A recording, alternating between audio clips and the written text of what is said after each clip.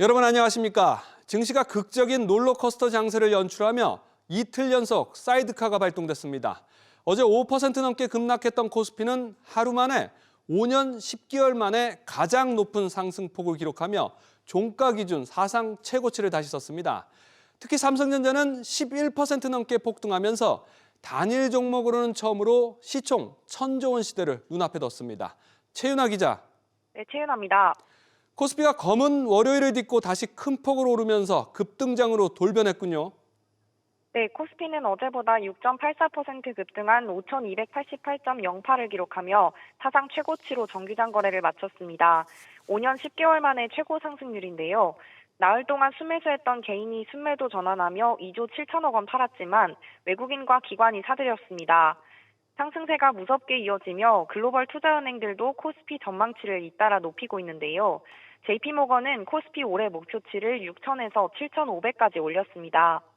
코스닥도 기관의 매수세에 4.18% 오른 1,144.32의 장을 마치며 하루 만에 1,100선을 회복했습니다. 오늘 반도체 투톱 삼성전자와 SK하이닉스가 코스피 급등을 이끌었죠. 네, 삼성전자는 11.17% 가까이 오른 16만 7,200원의 거래를 마쳤습니다. 보통주 시가총액은 991조 원을 돌파했고 우선주까지 합하면 1,090조 원에 달해 1,100조 원에 육박하는 수준까지 불어났습니다. SK하이닉스도 9.28% 급등해 90만 7천 원에 마감했습니다. 올해 1분기 범용 D램 가격이 전분기보다 최대 95% 오를 것이라는 전망이 나오면서인데요. 이에 따라 두 회사의 올해 연간 합산 영업이익도 300조 원을 돌파할 것이란 관측에 힘이 실리고 있습니다. JP모건은 삼성전자와 SK하이닉스의 주가가 지금보다 45에서 50%가량 더 상승할 여력이 있다고 평가했습니다. 외국인들이 국내 증시에서 대규모 순매수에 나선 영향 등에 따라 달러원 환율은 18원 90전 급락한 1,445원 40전의 주간 거래를 마쳤습니다. SBS 비즈 최윤아입니다. 주말 사이 폭락했던 금과 음값 역시 안정세로 회복했습니다. 차기 미국 연방준비제도 의장 후보자가 다소 매파적으로 평가되면서 금과 음 같은 귀금속 가격도 크게 떨어졌었는데 하루 전 급락 이후 저가 매수에 나선 투자자들이 움직이면서 가격이 다시 반등했습니다. 이민우 기자. 네, 이민우입니다. 국내에서 금 가격 현재 얼마나 뛰었나요? 네, 한국거래소에 따르면 어제 10%가량 떨어졌던 금 현물 1kg의 1g 가격은 3.68% 회복한 23만 6,090원에 마감했습니다. 한국금거래소에서도 금 3.75g 한돈 가격은 99만 8천 원에 거래되면서 다시 100만 원 선을 바라보고 있습니다. 케빈 워시 전 연준 이사 인선 가능성이 거론되며 귀금속 가격이 한때 급락했지만 금과 은 선물 시장에서 발생했던 마진콜 충격이 진정되면서 낙폭을 일부 회복한 모습입니다. 뉴욕 상품거래소에서 금 선물은 온스당 1.95% 하락한 4,652.6달러에 마감했습니다. 은 선물도 지난달 말 급락 이후 하락폭을 줄이며 온스당 77달러에 거래를 마쳤습니다. 네, 더불어서 귀금속 관련 ETF들도 상승세죠. 그렇습니다. 금 선물 2배 가격을 추종하는 에이스 골드 선물 레버리지 상장지수 펀드는 16% 가까이 올랐고요. 다른 귀금속 추종 ETF들도 모두 5% 이상씩 상승했습니다. 어제 가격 제한폭인 60%까지 하락했던 은 레버리지 ETN도 19% 가까이 반등했습니다. 특히 이번 폭락 사태가 저가 매수 기회가 될 것이란 관측이 이 같은 상승세를 부추겼습니다. JP모건과 도이치방크 등 글로벌 투자은행들은 올해 연말까지 금 가격을 온스당 6,000달러 이상으로 제시했습니다. SBS 비즈 이민우입니다. 이런 증시 호황을 타고 증권사들이 발행어음, IMA 등 이 금융 상품들을 잇따라 내놓으면서 풍부한 시중 자금을 흡수하고 있습니다. 가뜩이나 은행 예금 금리가 낮은 탓에 울상을 짓던 예테크족들이 은행에서 증권사로 갈아타는 머니무브가 가속화되고 있습니다. 이어서 신성우 기자가 보도합니다. 하나증권은 최근 발행어음 상품을 처음으로 출시하고 일주일 만에 3천억 원을 팔아 목표를 조기 달성했습니다.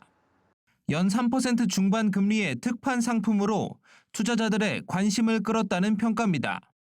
이에 뒤처질세라 미래에셋 증권 등 기존 사업자들은 발행어음 금리를 줄줄이 인상하고 있습니다.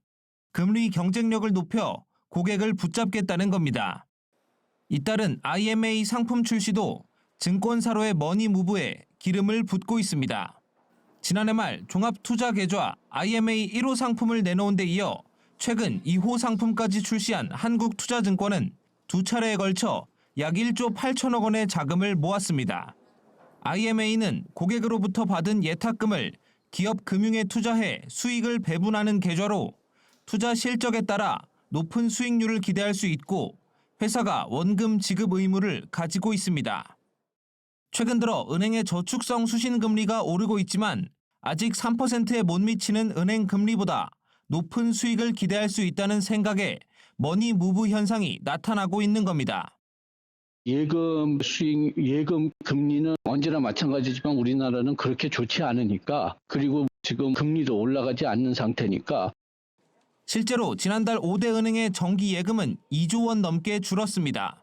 대기성 자금인 요구 불예금 잔액도 같은 기간 22조 원 넘게 감소하며 증권사 머니무브에 불이 붙었다는 관측이 제기됩니다. SBS 비즈 신성우입니다. 지난해 하반기 상장 주식을 양도한 대주주나 비상장 주식 투자자분들은 주목하셔야겠습니다. 국세청이 다음 달 3일까지 양도소득세 예정 신고를 받습니다. 취재 기자 연결해 보겠습니다. 윤재 기자, 먼저 이번에 이 양도세를 신고해야 되는 대상 누군가요? 상장 주식을 양도한 대주주, 상장 주식을 장외 거래한 소액주주, 비상장 주식을 양도한 주주 등입니다. 한국 장외시장에서 거래한 중소 중견기업 소액주주는 과세 대상에서 제외됩니다. 국내 상장 주식에 투자해 장내에서 거래하는 대다수의 소액 투자자는 신고 대상이 아닙니다. 대주주 요건은 코스피, 코스닥, 코넥스 지분율 각각 1%, 2%, 4% 이상이거나 보유 지분 시가총액이 50억 원 이상인 경우입니다. 최대주주 그룹에 해당한다면 가족 등 특수관계인 지분을 합산해 대주주 요건을 판단합니다. 내일부터 카카오톡 등 모바일 알림을 통해 안내문을 순차 발송하고요.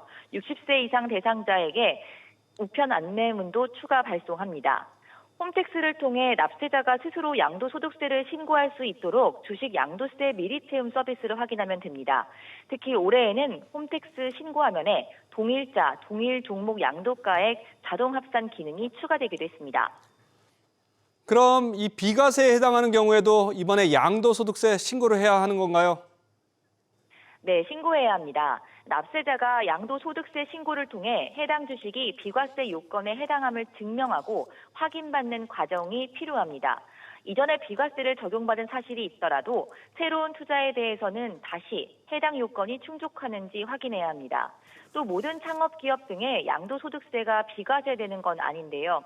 이번에 국세청 홈택스에 비과세 여부를 쉽게 확인할 수 있는 자가진단 서비스도 신설돼 납세자가 직접 혜택 여부를 확인할 수 있습니다.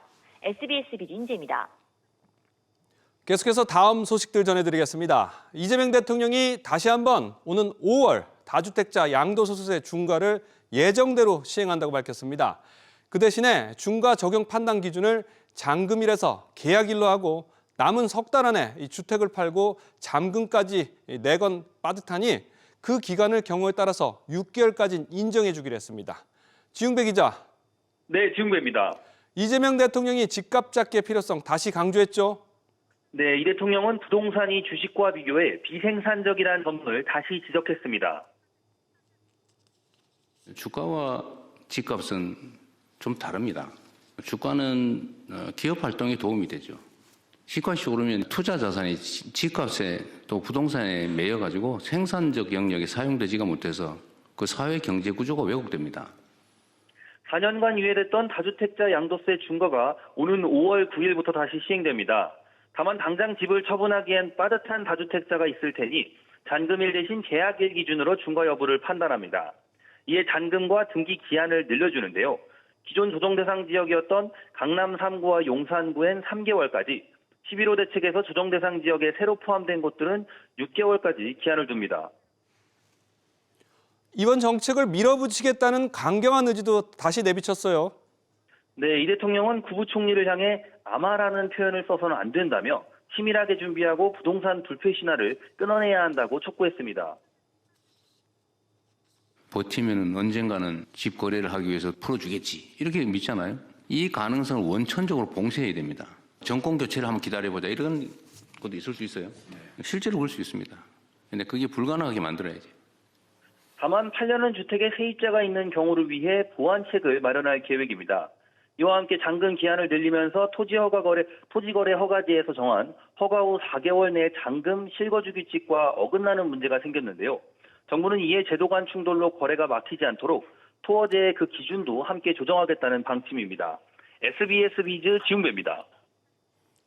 이렇게 이 대통령이 최후 통첩성 초강경 메시지를 이어가는 가운데 청와대 참모 등 고위 공직자들 중 이 다주택자들은 집이냐 직이냐의 기로에 서게 됐습니다. 정책 효과를 위한 결단이 필요하다는 목소리가 커지고 있습니다. 계속해서 김한진 기자입니다. 청와대 비서관 이상 참모 약 56명 중 12명이 집을 2채 넘게 가진 것으로 나타났습니다. 강유정 대변인은 시세가 63억 원인 서초구 반포동의 아파트를 배우자 명의로, 부모가 거주하는 용인시 기흥구 6억 원짜리 아파트는 본인 명의로 보유하고 있습니다. 김상호 보도지원 비서관은 광진구 구이동의 아내와 공동 명의로 20억 원대 아파트를, 강남구 대치동 다세대 주택 6채를 소유 중입니다. 이태영 민정비서관은 송파구 잠실동의 43억 원대 아파트, 또 경기도 과천시의 11억 원대 다가구 주택을 갖고 있습니다. 문진영 사회수석은 용산구 이촌동의 32억 원대 아파트, 배우자 명의로 강남구 역삼동의 주택상가 복합 건물을 소유 중입니다. 봉욱 민정수석은 성동구의 36억 원대 아파트 일부 지분, 서초구 반포동엔 8억 원대 다세대 주택을 갖고 있습니다.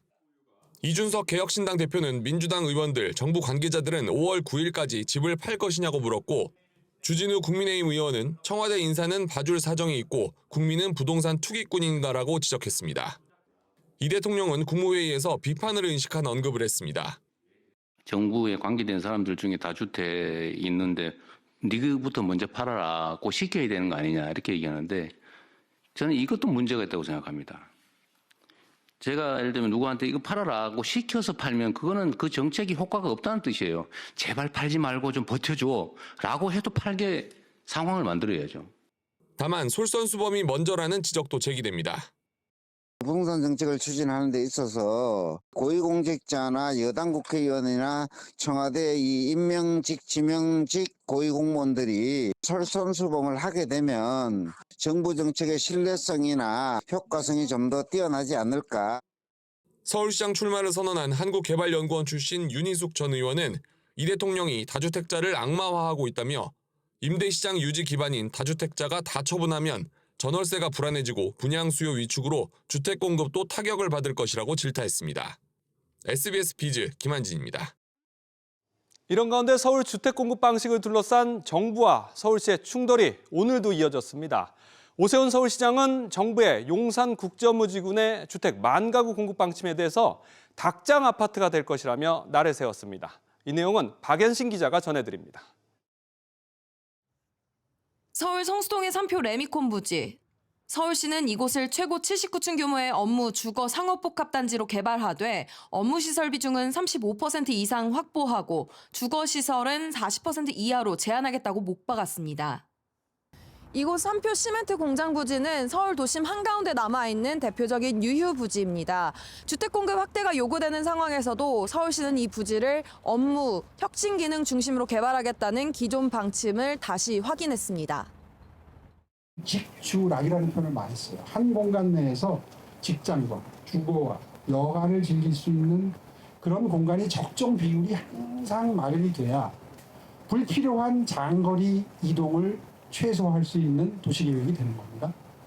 용산 국제업무지구에 만가구의 주택을 넣으라는 정부의 요구엔 닭장 아파트가 될 것이라는 표현까지 썼습니다. 이미 협의를 끝낸 개발 비율을 이제 와서 바꾸라는 건 결국 사업 지원만 초래할 것이라며 배수진을 쳤습니다. 원래 6천 가구가 들어갈 수 있는 용지에 만 가구를 집어넣으라 그러면 속된 표현으로 닭장 아파트가 되는 거죠. 풍수는 작아지고. 정부도 물러서지 않고 있습니다.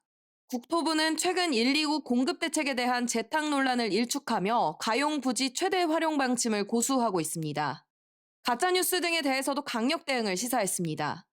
주택 공급 확대를 둘러싼 정부와 서울시의 시각차는 서울 핵심 개발지를 중심으로 당분간 이어질 것으로 보입니다. SBS 비즈 박연신입니다.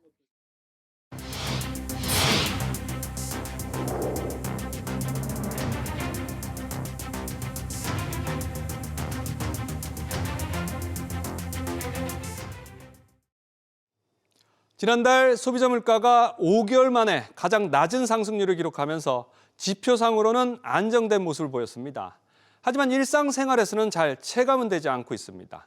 이 식탁 물가의 높은 상승세는 이어졌기 때문입니다. 설 명절을 2주가량 앞두고 먹거리 물가 상승세가 계속되면서 장보기에 앞서 걱정부터 앞섭니다. 현장을 김한나 기자가 전해드립니다. 명절 선물과 먹거리를 마련하려 마트에 나왔지만 부쩍 오른 가격을 보면 카트에 담기가 부담스럽습니다. 살 것도 못 사지. 고기나 뭐 채소 같은 것도 굉장히 많이 올랐으니까 그거 이제 많이 사고 싶어도 이제 조금 작게 사지. 양은 줄일 수가 없으니까 가지수를 조금 줄여서 하고 육전 같은 건 안 하게 되죠. 국거리만 사고. 지난달 소비자 물가는 1년 전보다 2% 오른 데 그쳐 5개월 만에 가장 낮은 수준을 보였지만 농축수산물 물가는 2.6%, 가공식품은 2.8% 큰 폭으로 뛰었습니다. 특히 명절 수요가 많은 조기는 20%, 사과와 고등어는 10%, 수입 쇠고기도 7% 넘게 가격이 올랐습니다. 한우 가격도 10% 안팎 오른 가운데 정부는 한우 할인 행사를 진행합니다. 롯데마트와 GS 더 프레시를 비롯해 쿠팡과 SSG닷컴 등 온라인몰은 오는 5일부터 15일까지, 이마트와 하나로마트는 12일부터 15일까지 부위별로 최대 반값에 구매할 수 있습니다. 이와 함께 정부는 미국산 신선란과 돼지고기, 소고기 공급량을 확대할 계획입니다. SBS 비즈 김한나입니다. 반도체 가격이 급등하면서 전자제품 가격이 연쇄로 치솟는 이른바 치플레이션 공포가 최근에 현실화되고 있습니다. 삼성전자가 최신형 노트북 가격을 70만 원이나 올렸는데 그러면서도 핵심 부품은 오히려 저가형으로 바꿔 논란이 일고 있습니다. 김동필 기자가 취재했습니다. 노트북 300만 원 시대 포문을 연 건 삼성전자의 갤럭시북 6 프로입니다. 16인치 기준 출고가 351만 원에 달하는 초고가 노트북으로 전작보다 70만 원 이상 가격이 인상됐습니다. 그런데 저장 장치에서 디램리스 SSD를 쓰면서 원가 절감을 한 것으로 확인됐습니다. 보통 SSD에는 데이터 위치를 저장해둔 디램이 탑재돼 안정적으로 빠른 속도를 냅니다. 반면 디램리스 SSD는 용량이 많아지면 읽기 속도가 다소 느려지는 대신 가격이 20에서 30%가량 저렴합니다. 디램리스 SSD가 디램 있는 그 SSD보다는 성능이 안 좋긴 안 좋았어요. 기준을 동일하게 놓고 비교했을 때 특히 읽기 성능이 그때 꽤 안 좋았던 것 같은데 HMB 기능을 이네이블 시키면 그래도 일부 그 성능자를 좀 완화할 수 있었다. 실제 노트북 내 디램을 빌려 쓰는 HMB란 기술로 속도 저하를 줄인다곤 하지만 구조적으로 일부 지연은 불가피합니다. 300만 원을 훌쩍 넘는 최고급 노트북에 최고 사양의 SSD를 탑재하지 않은 걸 두고 불만이 나오는 이유기도 합니다. 경쟁작인 LG전자의 그램프로는 디램이 포함된 고사양 SSD를 고수했습니다. 삼성전자 관계자는 갤럭시북 6 프로에 적용된 SSD는 장기간 사용 시에도 안정적인 성능과 효율을 유지하도록 설계됐다라면서 일반적인 노트북 사용 시나리오 기준 체감 가능한 성능 저하는 발생하지 않는 것으로 확인했다라고 밝혔습니다. SBS 비즈 김동필입니다. 현 정부 국정과제 중 하나인 우리 아이 자립펀드가 본격적으로 검토되기 시작했습니다. 청년 적금과 유사하게 아이를 위한 펀드에 가입해 일정액을 납입하면 정부가 매칭 지원금을 주는 형태인데 문제는 예산입니다. 김성훈 기자, 현재 도입 검토가 지금 어떤 단계까지 된 겁니까? 네, 금융위원회는 우리 아이 자립펀드의 사업 타당성과 관련한 연구 영역 모집을 준비 중입니다. 제도 추진을 위한 사전 조사 성격인데요. 우리 아이 자립펀드는 출생 후 만 18세가 되기 전까지 부모가 출생아동 명의의 펀드를 가입해 일정 금액을 납입하면 정부가 이에 매칭한 지원금을 줘서 자산 형성을 돕는 제도입니다. 학자금이나 결혼자금 마련 등 경제적 부담을 덜어주기 위한 취지입니다. 2024년 이재명 대통령이 당대표 시절부터 추진했던 저출산 대책으로 대통령이 된 뒤에도 국정과제에 담겼는데요. 관련해 2024년 민주당이 구체적으로 매달 10만 원씩 18년간 지원해 원금의 지원금과 투자 수익률, 비과세 혜택 등을 더해 5천만 원에서 6천만 원의 목돈을 지원하는 내용의 법안을 발의했지만 현재 국회에선 논의가 계류 중인 상황입니다. 지원 기간이 상당히 긴데 그럼 막대한 재정이 필요하다는 거고 재원 문제가 최대 이슈겠군요. 네, 그렇습니다. 앞서 국회 예산정책처는 출산율 등을 바탕으로 올해 도입 시 2030년까지 5년간 35조 5천억 원, 연간으로는 7조 1천억 원의 재정이 필요하다고 추산한 바 있습니다. 이에 사업 타당성 연구에서도 재정 여건을 중점적으로 살펴볼 예정인데요. 연구 과제에는 제도 도입 시 재정 소요 전망과 해외 사례 조사 내용이 담겼고요. 또 아동수당과 디딤 씨앗 통장 등 기존의 유사한 정책 사업들과의 중복 여부 분석과 청년 비례적금과 장병내일 준비적금 등 다른 자산 형성 사업과 동시 추진에 따른 재정 건전성 영향 분석 등이 포함됐습니다. 정부는 장기 검토 과제로 분류하면서 도입 시점을 아직 구체화하지는 않았습니다. SBS BG 김성훈입니다. 교통사고가 나면 차량을 수리하는 동안 보험사나 정비업체가 경영이 없는 틈을 타서 렌터카 이용을 당연한 것처럼 유도하는데요. 하지만 주의하셔야겠습니다. 피해자라도 사고 상황에 따라서 고스란히 그 렌터카 비용을 물 수 있기 때문입니다. 취재 기자 연결해서 자세히 들어보겠습니다. 서주영 기자, 사고가 났을 때 렌터카 당연히 보험 처리가 되는 거 아니었나 보군요. 네, 자동차 사고 피해자는 차량을 수리하는 동안 렌터카를 이용하거나 렌트 비용의 35%에 해당하는 금액을 교통비로 보상받을 수 있습니다. 다만 피해자도 일부 사고 과실이 있으면 과실만큼 렌트 비용을 부담할 수가 있습니다. 차를 자주 몰지 않거나 입원 등으로 운전이 어려운 경우라면 렌트 대신 교통비로 현금 보상을 받는 게 유리한 겁니다. 그런데 일부 렌트 업체 등이 사고 당시 혼란스러운 상황에서 피해자에게 렌터카를 이용하도록 유도하는 과도한 영업행위가 이루어지고 있어서 금융감독원이 주의를 당부했습니다. 그럼 운전자들이 구체적으로 어떤 경우를 조심해야 하나요? 네, 금감원은 사고 즉시 렌터카 이용 여부를 결정할 필요가 없기 때문에 사고 현장에서 렌터카 이용 권유에 현혹되지 말라고 강조했는데요. 피해자의 과실 여부, 사고 피해 정도에 따라서 렌터카나 견인 차량 비용을 보상 못 받고 일부나 전액을 부담해야 할 수도 있기 때문입니다. 예를 들어 자차 일반 과실 사고의 경우 자기 차량 손해담보는 수리비만 보상하고 렌트 비용은 보상이 안 됩니다. 구조물 충격 등 자차 단독 사고의 경우도 렌트 비용 보상이 불가합니다. 실제로 수리를 진행하지 않고 현금으로 지급하는 미수선 수리비로 사고 처리를 한 경우에도 렌트비를 받을 수가 없습니다.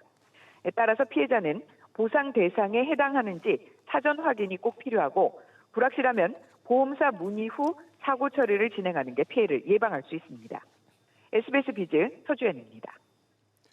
대중교통비 환급제도 K패스가 전국 모든 지방자치단체로 확대됩니다. 국토교통부는 전남과 경북 등 11개 지자체가 새로 참여하면서 K패스가 229개 전 지자체에서 이용할 수 있게 됐다고 밝혔습니다. 해당 지역 주민들은 내일부터 카드 발급을 받아 대중교통 이용 금액의 일부를 환급받을 수 있습니다. K패스는 교통비 부담을 줄이고 대중교통 이용을 활성화하기 위해 월 15회 이상 대중교통을 이용하면 지출 금액의 일정 부분을 환급해 주는 제도입니다.